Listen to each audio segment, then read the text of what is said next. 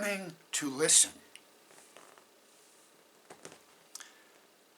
But the Helper, the Holy Spirit, whom the Father will send in my name, he will teach you all things, and bring to your remembrance all things that I said to you.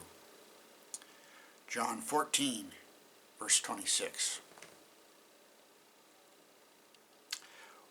Once upon a time, in the good old days, I kept my schedule organized with a little pocket day planner made of paper. Today it's all digital.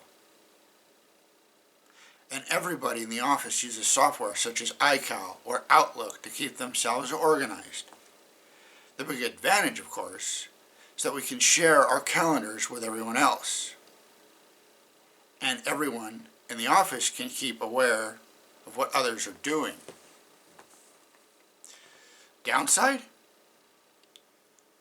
Now I see everybody's appointments popping up all day long. And because most of the items do not apply to me, it actually taught me to ignore most of the notifications. I have been inadvertently trained to miss almost everything on the calendar. I usually do not even hear the little ping announcing my next agenda item, and there are days when I miss some of the really important things. Is it possible that I would have been better off with the careful attention that a paper schedule required? Jesus spent 3.5 years training his disciples, and much of what he taught them is still available to us through the gospel accounts. After I go back to heaven, Jesus told them, my Father will send the Holy Spirit, who will remind you of the things I said when we were together. Of course, in order for the Spirit to bring to mind the words of Christ, you first have to put them into your memory bank.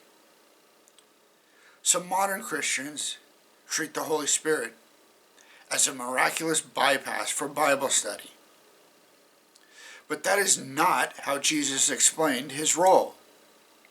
You have to spend time in the Word, absorbing the information inspired by the Spirit.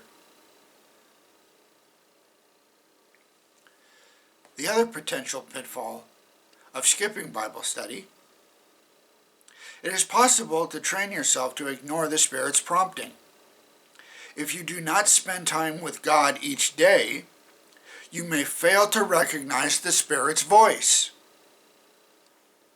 He may be nudging you rather strongly in an attempt to remind you that Jesus has already provided the answer. But because you have formed the habit of not paying attention to divine notifications, the alarms go unheeded. For the believer, quiet time with God is not optional. It is essential. It is what we need to develop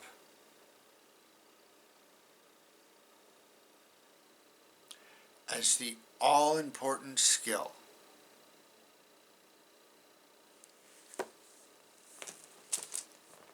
pay attention